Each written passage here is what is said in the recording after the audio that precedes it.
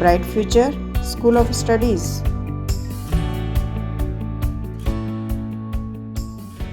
Hello everyone, welcome to the YouTube channel of Bright Future School of Studies.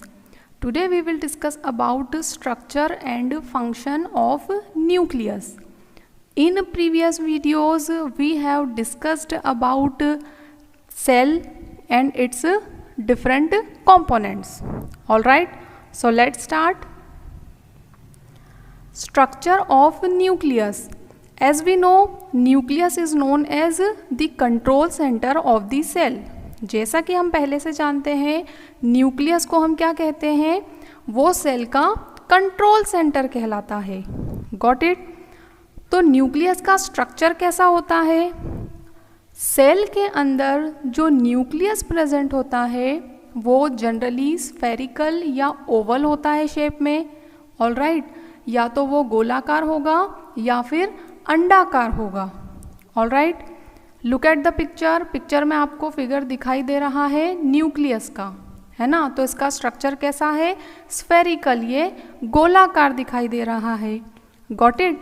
Different type की sales के अंदर different shape के nucleus present होते हैं.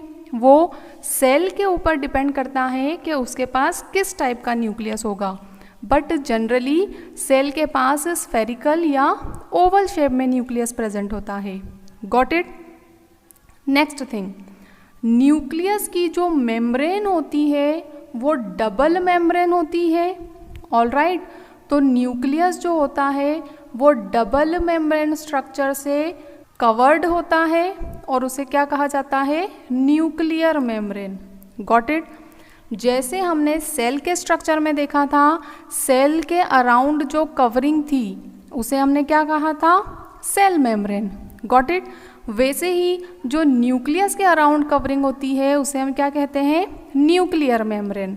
Got it? तो nuclear membrane जो है वो डबल मेम्ब्रेन होती है. Look at the picture. Outer में आपको एक मेम्ब्रेन दिखाई दे रही है और एक इनर मेम्ब्रेन है. Got it? दोनों मेम्ब्रेन जो हैं उनके बीच बीच में कुछ पोर्स प्रेजेंट होते हैं जिसे कहा जाता है न्यूक्लियर पोर. Got it? ये पोर न्यूक्लियस से डिफरेंट टाइप के सब्सटेंस को क्या करते हैं? सेल के साइटोप्लाज्म में ट्रांसफ़र करने का वर्क करते हैं. Got it?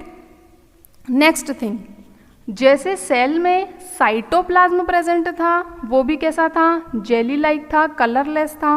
ऑलराइट, वैसे ही न्यूक्लियस के पास भी colourless jelly like fluid present होता है जिसे कहा जाता है न्यूक्लियोप्लाज्म. Got it? तो सेल के पास जो फ्लूइड है it is known as cytoplasm और न्यूक्लियस के पास जो फ्लूइड होता है it is known as nucleoplasm. Got it?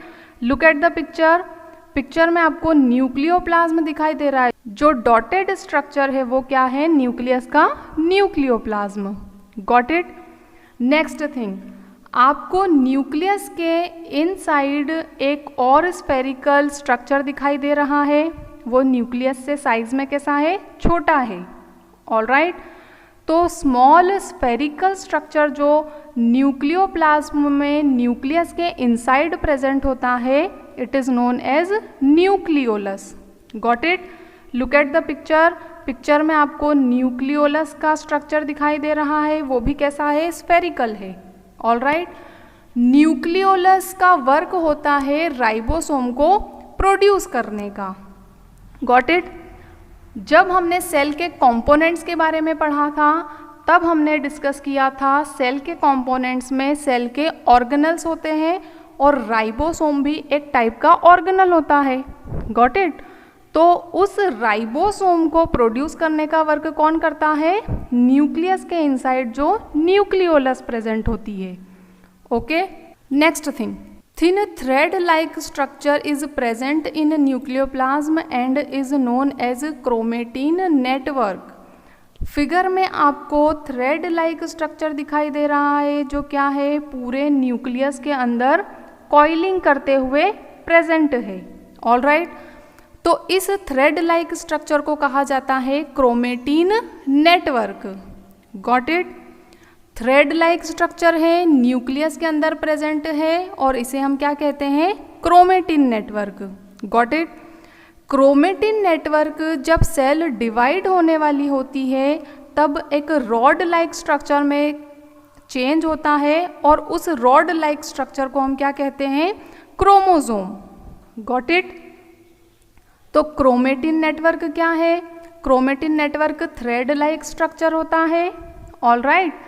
जब भी सेल डिवाइड करने वाली होती है ना, during cell division, means cell जो है वो किस कंडीशन में आने वाली है, डिवीजन की कंडीशन में। ओके। तो जब भी सेल डिवाइड होने वाली होती है तो ये जो थ्रेड लाइक क्रोमेटिन नेटवर्क होता है ये रॉड लाइक स्ट्रक्चर में चेंज होता है और इसे हम कहते हैं क्रोमोसोम्स। Got it. तो न्यूक्लियस में क्या क्या स्ट्रक्चर प्रेजेंट होता है, आउटर जो वॉल होती है वो nuclear membrane, colourless jelly like fluid, nucleoplasm. All right. Small spherical structure जो होता है that is known as nucleolus और थ्रेड लाइक स्ट्रक्चर होता है chromatin network. Got it. Next thing, structure of chromosome. अभी हमने क्रोमोसोम के बारे में डिस्कस किया था। क्रोमेटिन नेटवर्क जब सेल डिवाइड होने वाली होती है तब किस में चेंज होता है, क्रोमोसोम में। Got it.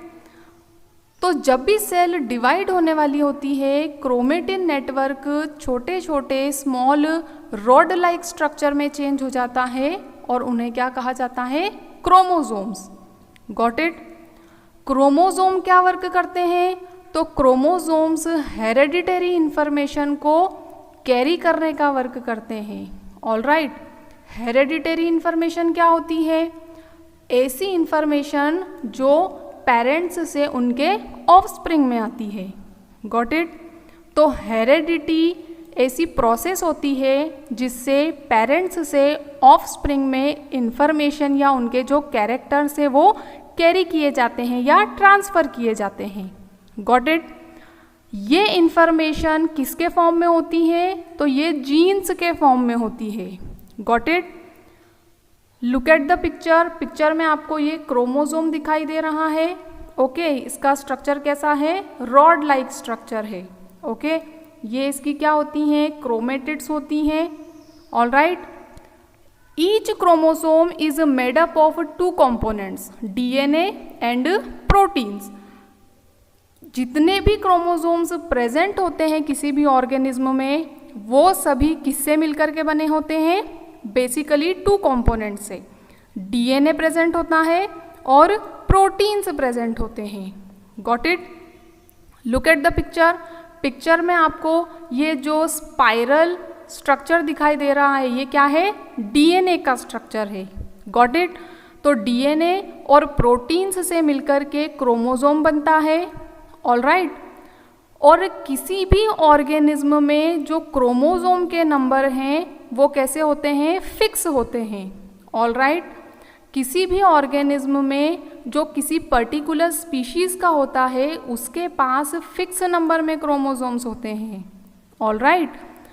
For example human के पास 46 क्रोमोसोम्स होते हैं, डॉग के पास 60 क्रोमोसोम्स होते हैं, मंकी की बॉडी में 48 क्रोमोसोम्स होते हैं। All right. अनियन में 16 क्रोमोसोम्स प्रेजेंट होते हैं, राइस में 24 क्रोमोसोम्स प्रेजेंट होते हैं। ओके। तो सभी स्पीशीज़ के जो ऑर्गेनिज्म होते हैं उनमें फिक्स नंबर में क्रोमोसोम्स होते हैं। Got it. अगर हम बात करते हैं किसी पर्टिकुलर ऑर्गेनिज्म की तो उसकी सभी सेल में जो क्रोमोसोम का नंबर है वो फिक्स होता है। All right.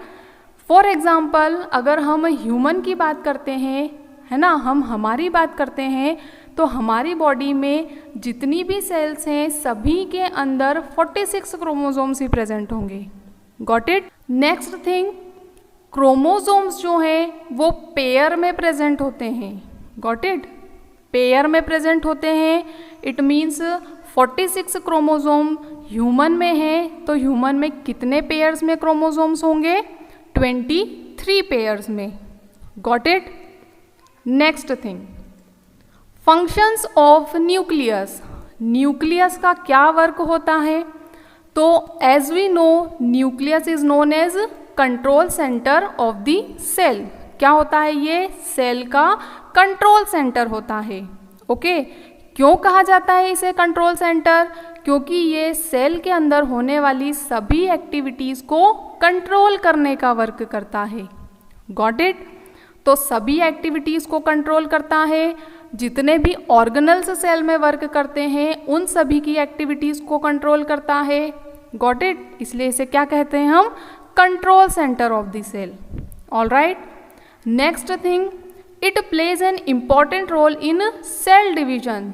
अभी हमने डिस्कस किया था, जब भी सेल डिवाइड होने वाली होती है तो जो क्रोमेटिन नेटवर्क होता है वो क्रोमोसोम में चेंज हो जाता है।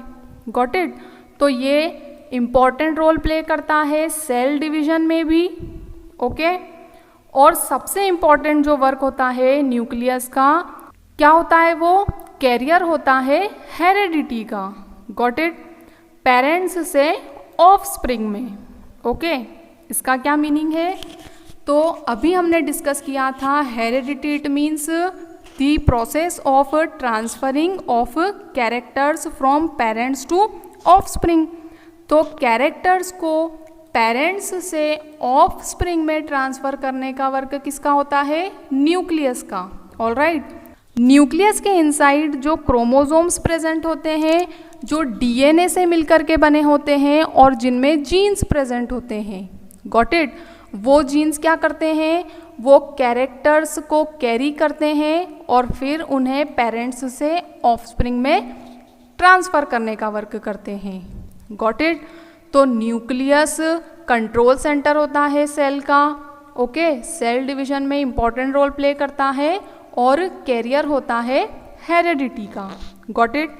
आपके पेरेंट्स से आपकी बॉडी में भी बहुत सारे कैरेक्टर्स आए हैं, है ना? कुछ कैरेक्टर मदर के हैं और कुछ कैरेक्टर फादर के हैं। Got it? तो ये सब किसके कारण से आए हैं? ये जो न्यूक्लियस या जो क्रोमोसोम्स आपके पेरेंट्स में थे वो जब आपकी बॉडी में आए हैं उसकी वजह से ही ये कैरेक्टर्स आपकी बॉडी में एंटर किए हैं। Got it? Thank you for watching. Video के नीचे दिए गए सब्सक्राइब बटन पे क्लिक करें और लेटेस्ट अपडेट के लिए बेल आइकन को प्रेस करें। Thank you very much.